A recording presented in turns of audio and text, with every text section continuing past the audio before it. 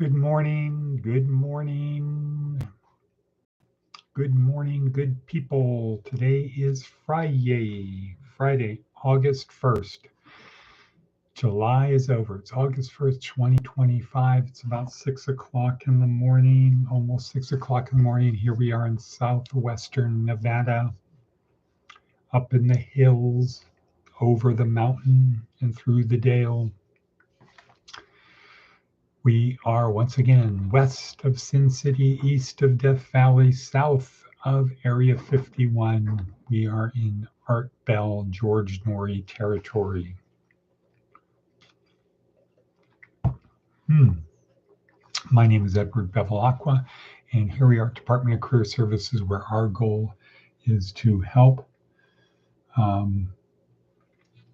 goal is to help people on to experience this life.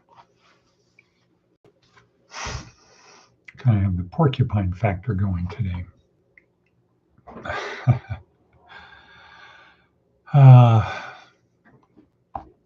Okay, so Maticus Von Atticus, are you here? Are you on? Well, so we have a really big show today. The theme of today is the power. Not the book, The 48 Laws of Power. This is the Laws of Power. We're going to talk a little bit about that. That's the most important thing. Our people are on the receiving end of that. Our students and the people we cater to are usually on the receiving side of that. And part of the reason they're on the receiving side is they don't know what they need to do to get on the giving side of that, to get on the other side. So we're going to talk a little bit about that today. There are actually 10 laws of power in our journeyman course, our apprentice course. We learned the first 4. So we'll go through those. Not all of them today, maybe even none of them. Maybe we'll just talk about the laws of power, like starting with what is power. Because if you don't know what it is, you're not really going to be very effective. It's like playing chess and not knowing the rules, playing poker and not knowing the rules. Other people go, oh yeah, that's a good hand. Oh yeah, good move. And you're just kind of stumbling through. So let's get into it because time is racing. What do we have? Advice from an 80-year-old. Have a firm handshake. So we start the month off with the basic things. Have a firm handshake. It's the little things, as I was telling one of our guys yesterday. It's the little things, including how you walk, how purposefully you walk. If you always walk like, like I have nothing on my mind, I'm just going along with the flow, versus chugging away, right? Versus that. So it's the little things. Have a firm handshake. As Simon Sinek would talk about transfer of oxytocin, etc. Firm. Have a firm handshake. I remember when I was quite young being instructed how to shake hands. Better, better, better. Good, enough, almost. All right, so that's that. What does Seth Godin have to tell us today? Seth Godin, after you make a strategic error. Of course, we make strategic errors all the time. Not enough time, incomplete information, a fast-changing system. Sooner or later, a significant strategic error occurs. Don't beat yourself up. Now what? The real problems occur after error is made. Don't follow a strategic error with an investment error or an effort error or a time error. Don't follow it with an emotional one either. Sticking with our original error, devoting our savings, well-being, and future to proving ourselves right, that's the real error. Don't invest in the cover-up. After you make a strategic error, announce it, own it, and then move on. Okay, let's see. Strategic operations and tactical. So after you make a strategic error, announce it. Oops, own it, and then move on. And then move on. Right. Righto. Okay. So let's see what else we got on our hit parade. Daily Stoic was a good one. 6 Stoic ideas. The TED Talk for today. This is day 5 in week 3. Day 5, week 3. Neuroscience-oriented approach to that. Derek Sivers, How to Make a Movement. So just reviewing quickly. Can't be successful without getting people to help you. Cannot do it alone. The wealthiest people in the world are the people who impact the lives of the most people in the world. Just imagine, how many people's lives does Elon Musk impact? Tesla, the solar things on roofs. What would it used to be, Solar City or something like that? Tesla, the solar roof battery type stuff. Satellites, SpaceX, Boring Company, the flamethrower that's not a flamethrower thing. Billions of people are impacted by Elon Musk every day. Jeff Bezos, Amazon. Billions of people every day impacted.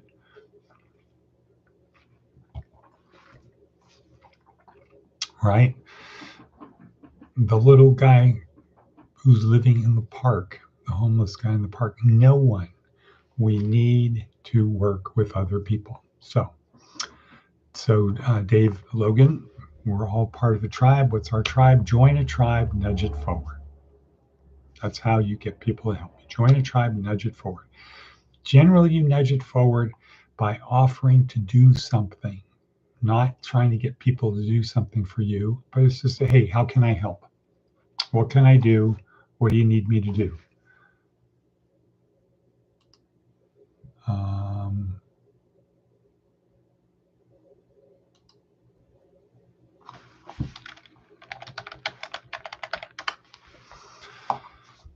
What do you need to do?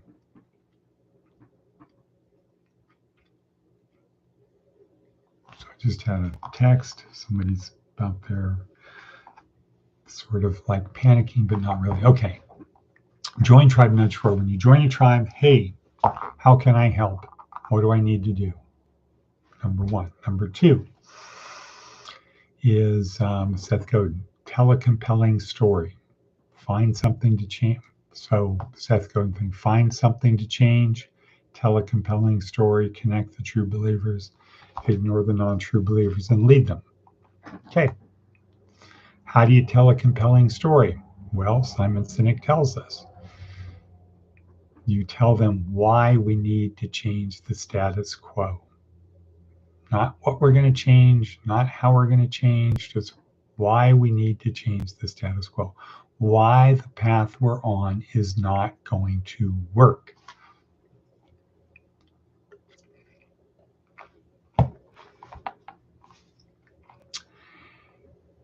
Connect the true believers. Oh, sorry. I'm still thinking about that text I received. Okay, so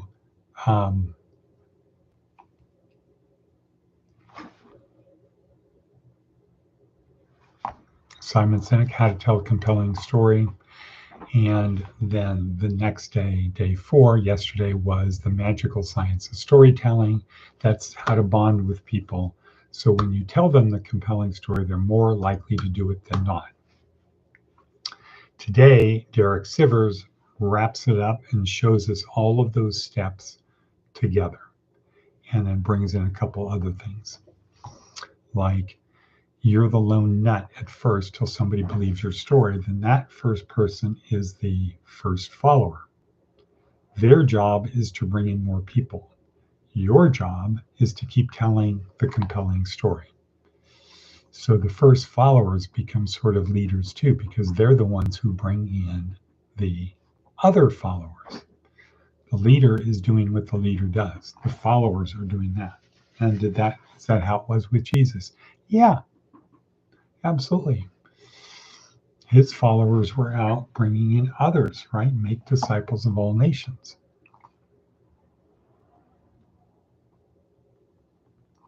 So Derek Sivers wraps it up in about 3 minutes. Very good. All righty then, let's talk about our theme of the day, the actual laws of power. So first we need to discuss what is power. What is power?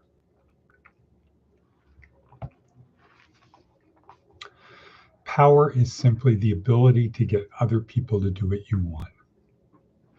That's it. Now, we put value judgments on power, right? We don't, when you say the word power, people immediately think manipulation, coercion, they think dark side. But power in itself is just the ability to get people to do what you want. There's a spectrum. You can use negative things or positive things. Negative things are like manipulation, coercion, deceit, things like that, where you're tricking people into doing what you want, or forcing them to do what you want, or making them feel they're forced to do what you want. The other side is the opposite. You're motivating people to do what you want. You're encouraging people to do what you want. You're rewarding people for doing what you want. And at the end, the ultimate would be you are self-motivating them. So think of it like the ever-ready bunny. So motivation is you wind it up, you wind up the ever-ready bunny, and it keeps going until it runs down. And that's where the effort exceeds the reward. So in the beginning, people motivated, the reward motivates them to keep going. But as time goes on, the effort starts creeping up and the reward, the perceived value of the reward goes down. So you have to, so it's another flux capacitor thing. But so if you self-motivate people, they will wind themselves up when they're running out of energy. They'll wind themselves up and they'll get going again. And that is like Christians, right? These Bible studying Christians, the people whose lives suck. They're physically, mentally, emotionally subpar. They don't look like winners. They're having a tough time.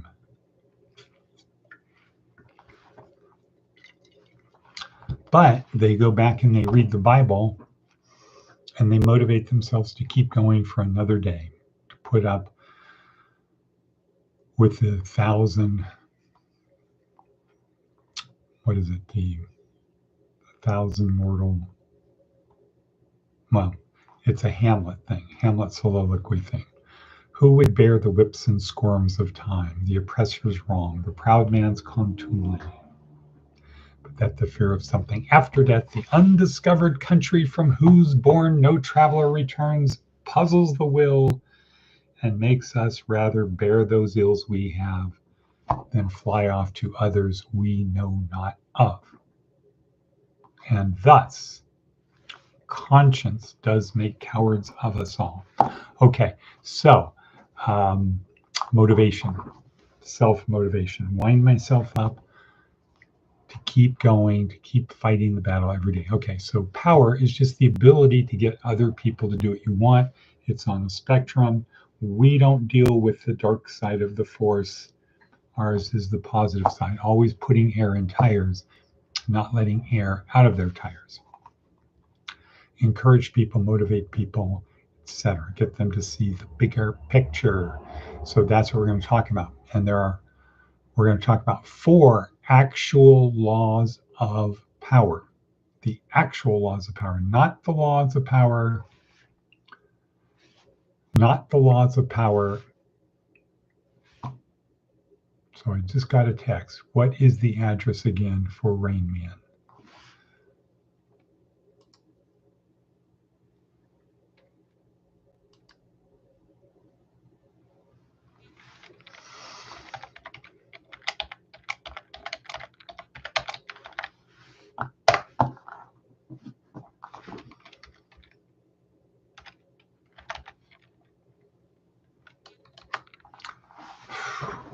It's like little kids. Like little kids. I want it now. I can't figure it out for myself.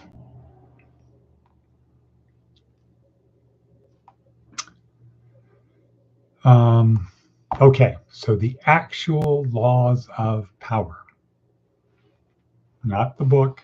These are the actual laws. And why don't we know them? Why would this be something? Well, like anything else, if you give something to people who can't handle it, they're going to abuse it. If you go into a kindergarten classroom and you give a bunch of kids hammers and nails and you say, I'll be back in 30 minutes, bad things will happen. Bad things will happen. People have to learn how to use hammers and nails, right? You just don't give them to them because whack. Oh no, it's fixed. No, it's not fixed.